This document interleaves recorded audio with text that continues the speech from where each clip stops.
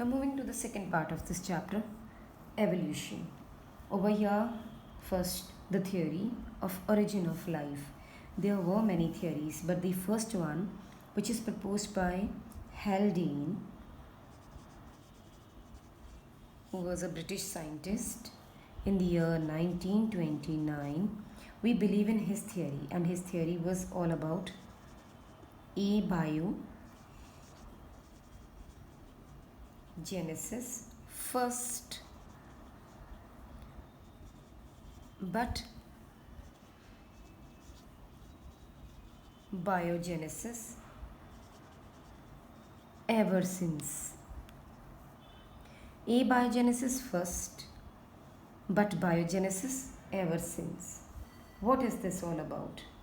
Because according to his theory, which is now well accepted, that life originated from inanimate matter by a series of chemical reactions on this primitive earth, and it has become visible from this invisible material. He suggested that life must have come on this earth from a collection of chemicals through a progressive series of chemical reactions. A series of chemical reactions which took place, like in which atoms combined into inorganic molecules. Alright, as we always study, atoms combine into inorganic molecules. Then these inorganic molecules into simple organic compounds.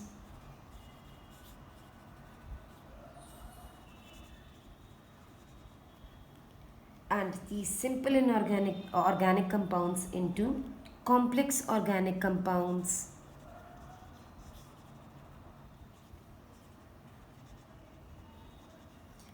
To them we call polymers. Okay, and these polymers into aggregates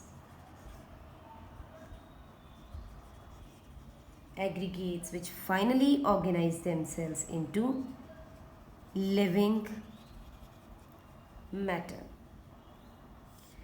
This primary biogenesis is thought to have occurred about 36 million years ago. Okay, we call it 3600 Maya. That means million years ago. And Haldane speculated that conditions at that time on the earth were far from the conditions we see today.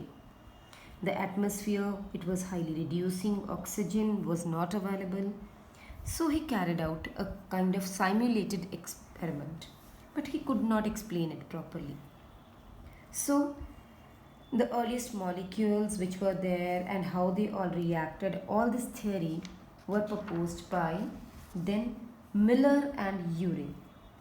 They supported this theory by giving a practical experimental analysis. The major support was provided by Miller and Urey.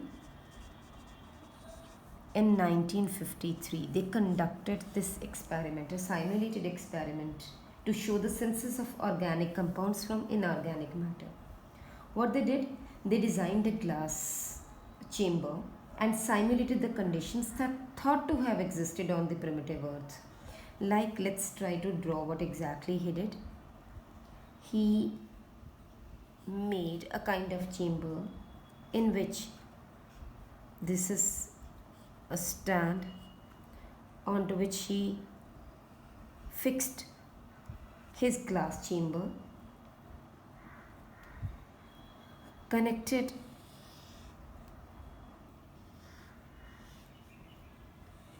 a U-shaped delivery tube which is bent at both the ends, finally connected it into a electric flask, inverted,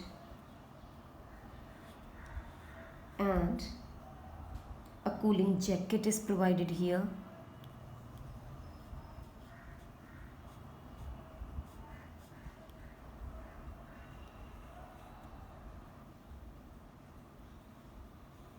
Basically, to release the hot water, it has two openings, one for the hot water, another one for the cold water.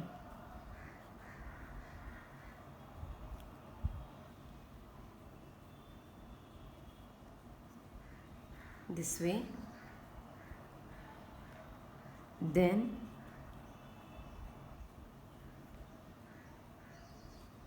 this one is connected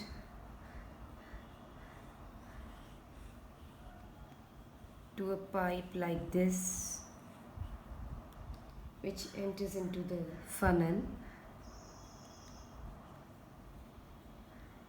and here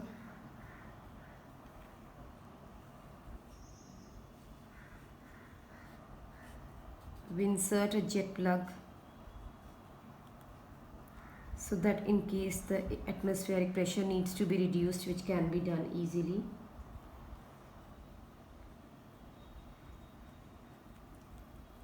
Here we are keeping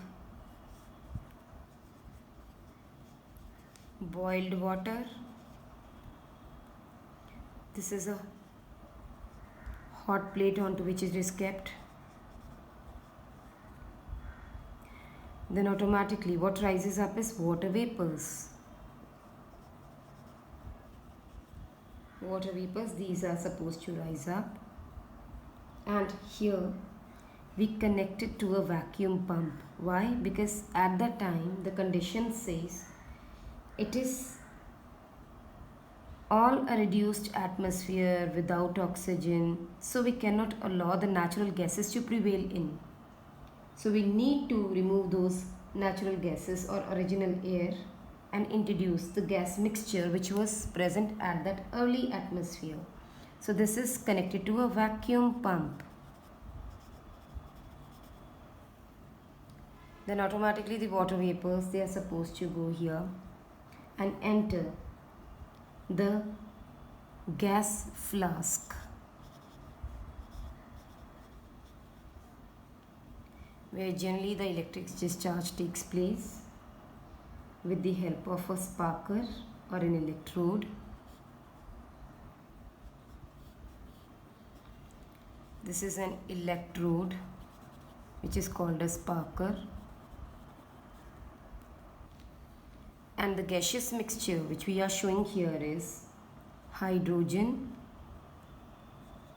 ammonia, methane, as well as the water vapors. No oxygen, no carbon dioxide as per the reduced atmosphere. Hot water is released out from here.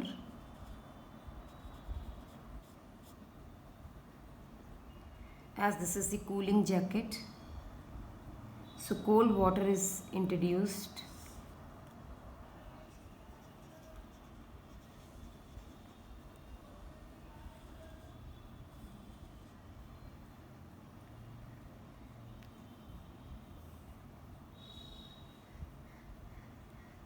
Here we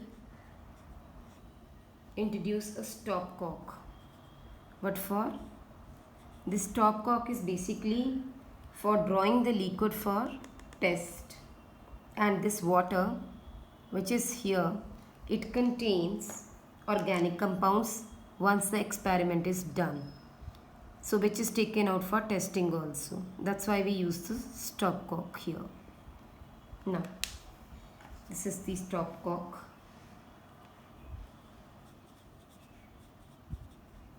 And this is the water which contains the organic compounds. Water containing organic compounds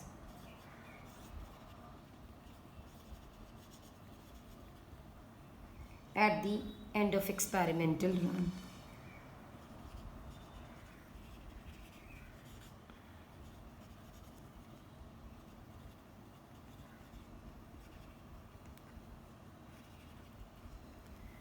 Now see, what is it is, basically we see that Miller and Urey designed this glass chamber because it is believed that the earlier molecules on road or to life might have been formed gases and inorganic compounds, and these were hydrogen, ammonia, nitrogen, methane, water vapors, carbon dioxide, to some extent, not much. And the energy might have come from the reflected solar radiations that we have introduced artificially, or the lightning or volcanic eruptions.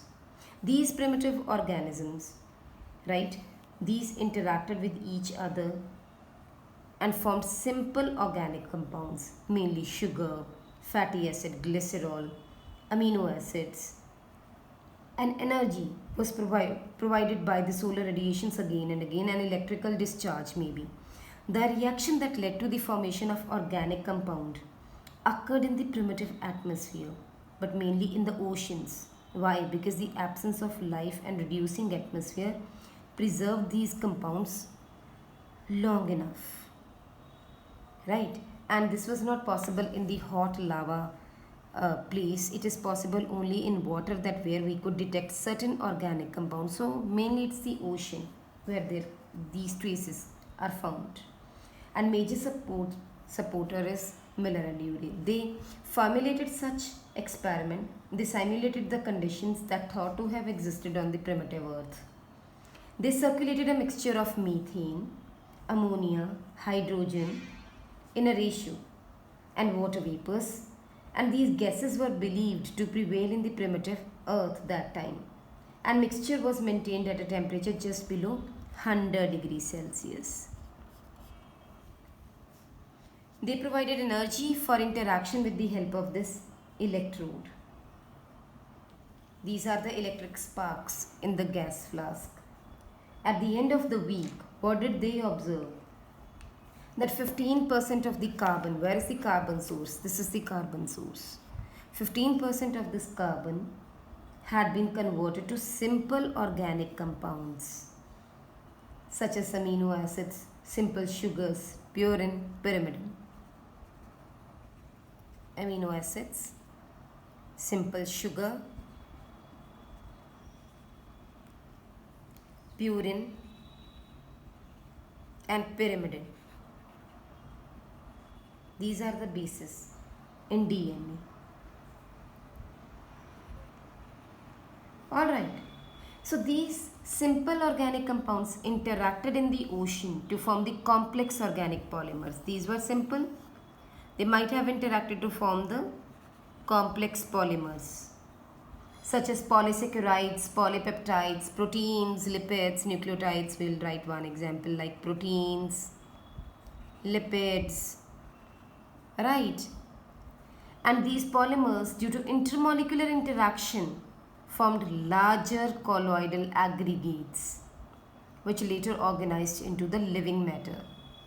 So, this could be a question in your mind. Can life arise fresh from inorganic molecules on earth even now? But the answer is no. Why? Because the chemical compounds could have formed in nature even today by lightning discharge or UV radiations, but these might undergo spontaneous oxidation. Right now we have oxygen in the environment, or maybe taken up or degraded by the living microorganisms, so we could not trace them. The presence of free oxygen and living microorganisms in today's world on the earth at present are thought to prevent the abiotic origin of life, right? So this experimental proof of origin of life given by Miller and Urey, supported by Miller and Urey, basically it's a Haldane's experiment, supported by Miller and Urey. They formulated this experiment to show that life that has come place on earth, it is abiogenesis that gave birth to biogenesis. Means life originally rose from the inorganic matter of the primitive earth, but today's life has come only from biogenesis, that we have to remember. Okay, and another question that comes to our mind is, what comes first, the egg or the chicken? So obviously the answer comes out to be the egg. Why? Because the formation of polypeptides, proteins, lipids, nucleotides, nucleic acids. These intermolecular interactions which took place to form a larger colloidal aggregate that turns out to be a non-specified kind of organism which we call egg, which might have started the life. Okay, this is the proof that we have today that life arises on earth, and that too by abiogenesis. Coming to the process of evolution, the course of evolution.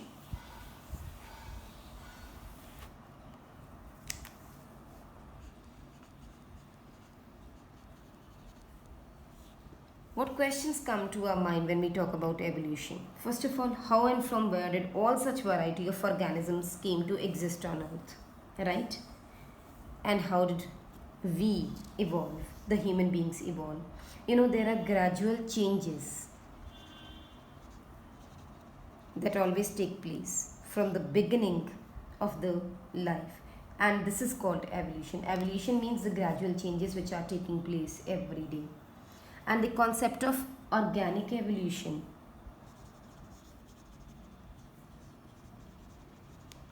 it is given by Charles Darwin.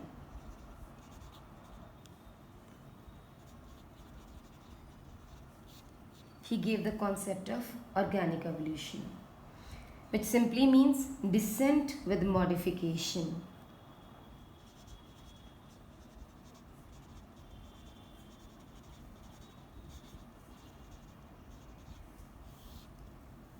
That means the present day complex organisms that have originated from the earlier simple forms of life. Always the simple forms of life which were there in the course of ages by the process of gradual changes have become present day complex organisms. The first process, how evolution occurs. Let's talk about how evolution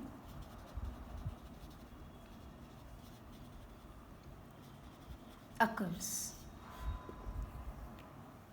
We are going to illustrate it with the help of a beetle example. Let's imagine there is a group of 12 red beetles. Okay, 12 red beetles which live on a green leaves of some bushes. Beetles have a natural tendency to increase in number by sexual reproduction, and they introduce variations also. Beetles. If there are beetles, obviously predator-prey relationship is always existing everywhere. Crows are the natural predators there. Natural predator of these beetles. What do the crows do? They regulate the population by eating them. They are known as the regulators, as they regulate the population by keeping a check on this population by eating them. Therefore, fewer beetles are available for sexual reproduction. Now, in that sense, let's talk about some of the situations which might have come for evolution to take place. If we talk about situation 1, first situation, let us assume that beetles develop color variations during reproductions, right? All are red beetles, and in this progeny, one beetle develops green body color instead of normal red color. Okay? This beetle can inherit this variation of color to its progeny, that all offsprings are green in color. Now, when these are sexually reproducing, this can introduce this to its progeny as well, green, green, green, green, in response to red. And crows cannot easily locate the green colored beetle on the green leaves of the bushes but continue to eat the red ones. And as a result, the number of green beetles in the progeny population increase with each generation. The red are becoming far less and the green ones are more in number. Alright, this is the first situation, and first situation is basically where we say it is the color which has helped this beetle to survive on the background. The red ones got picked, so eaten, and the progeny of green colored beetle is increased. Talking about situation 2. Here we have introduced green beetles in a variation. In the second situation, another color variation arises in the beetle due to sexual reproduction. Now that would be that one beetle develops blue color instead of normal red. And this is blue. Okay. But this beetle can also pass this color variation to its progeny, and its offsprings are also blue in color, turning blue with the passage of time. So some of them are red, some of them are blue as the population is increasing. Crows can detect both the colors easily on the green leaves and eat them regularly. So the population expands, but initially there were very few blue colored ones, but slowly these were in equal number, like 4 red and 4 blue we have drawn. Suddenly what happened? As it was expanding, an elephant comes by and stamps over the bushes.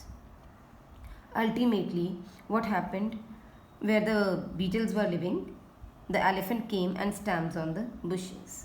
Most of the beetles got killed, and the ones, by chance, the ones which survived are now in blue color. After that, the survivals are only of blue color. It's a chance variation.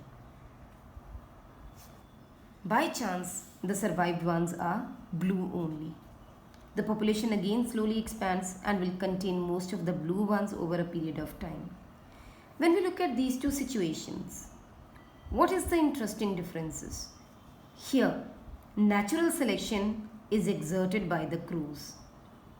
Most of the crows are there, and more red beetles were eaten up by the crow, and the proportion of green beetle in the population expands. It's only because of natural selection. Means natural selection is directing the evolution in beetle population in this situation, and the green ones are adapted to fit better in the environment than the red ones. Alright, so this is a consequence of natural selection.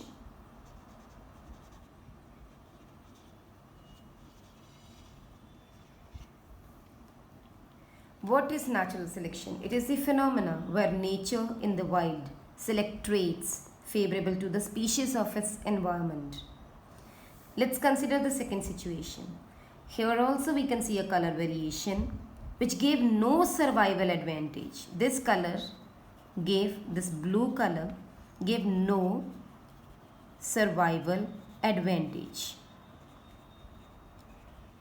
Because the crow used to come and used to pick both red and blue on the green leaves, that is not a survival advantage because the blue ones can be easily detected.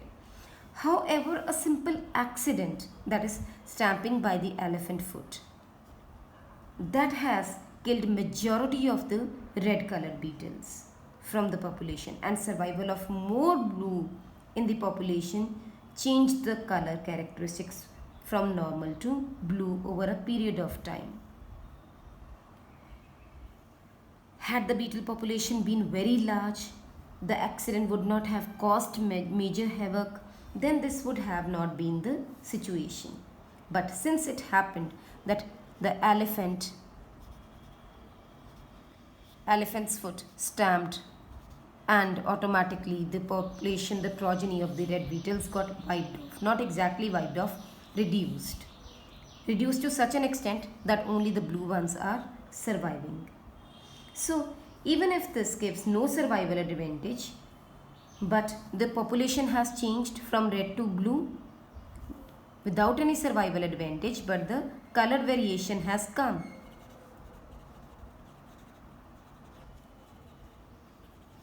color variation arises but no survival advantage. This is known as genetic drift. क्या बोलते हैं इसको हम? Genetic drift. The elimination of genes of certain trait from the small population when a section of the species population dies of natural calamity or migrates to another region is called genetic drift. That means the elimination of genes of certain traits from the small population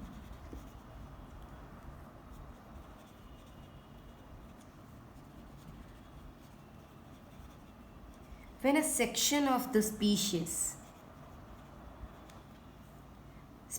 population dies of natural calamity or migrates. Right, this is an accidental drift. This is a genetic drift. It is an accidental survival, and this survival is not giving any advantage, but it is a chance color variation that has occurred. Okay, coming to third situation. I hope you understood the difference between situation 1 and situation 2. Now moving to situation 3. Third situation says,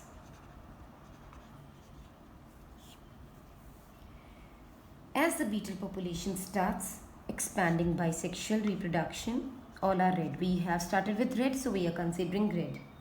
A plant disease spread, resulting in decrease the amount of leaf material in the bushes. Now the material is reduced because it got diseased, right? It got diseased, and ultimately the amount of leaf material is reduced. Expanding population is now poorly nourished, and the average weight of adult beetle decreases compared to the normal one. Initially I have drawn big R's and now they are the small ones because they are poorly nourished, right? And the average weight decreases compared to when leaves in the bushes were in plenty. Now after a few years time, a few beetle generations of such scarcity, the plant disease is eliminated. Okay, what will happen? They have now more area to eat. Now more leaves of bushes are available as food. What are we expecting? What will be the weight of the beetles now at this point of time? Now this starvation or decrease in body weight, it's an acquired trait. Which trait? Acquired trait. Acquired trait means which we have acquired during our lifetime, and this trait cannot be inherited. Cannot be inherited. Therefore, we will not expect these beetles to be so squeezy and underweight. Rather, we expect them to be having a good weight. Why? When the food becomes abundant, the beetles would gain weight. Alright? When the food will become abundant, beetles would gain weight. And this is acquired trait. Acquired trait never ever passed on from generation to generation. Yes, these are acquired by the organisms in their lifetime. We take examples of this as body weight.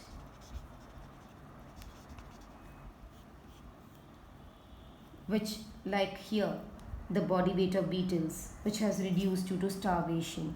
It is an acquired trait. It involves changes in the non-reproductive tissues. Why it is not carried on to the next generation? Because these are the changes in the non-reproductive tissues.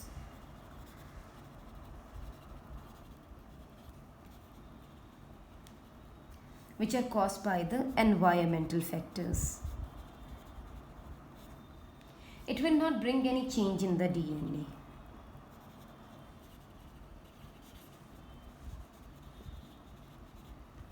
Therefore, even if some of the generations are low in weight because of the starvation, this trait cannot be inherited by the progeny over generations. Like we simply talk about the mice, which are normally undergoing breeding. All the progenies will have tails. Okay? Mice having a tail, which are normally undergoing breeding. If the tail is cut by surgery, what are we expecting? Tailless mice? It will not be produced.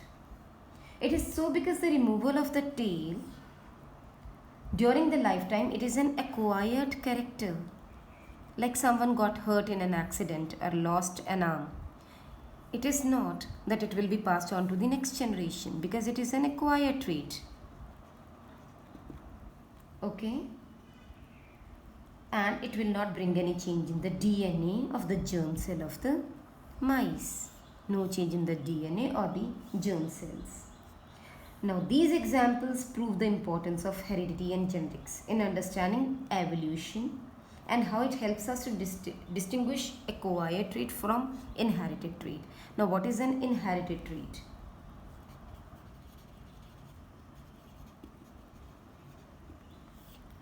Inherited trait means which are controlled by the specific genes which are passed from one generation to another generation. Any change in the DNA,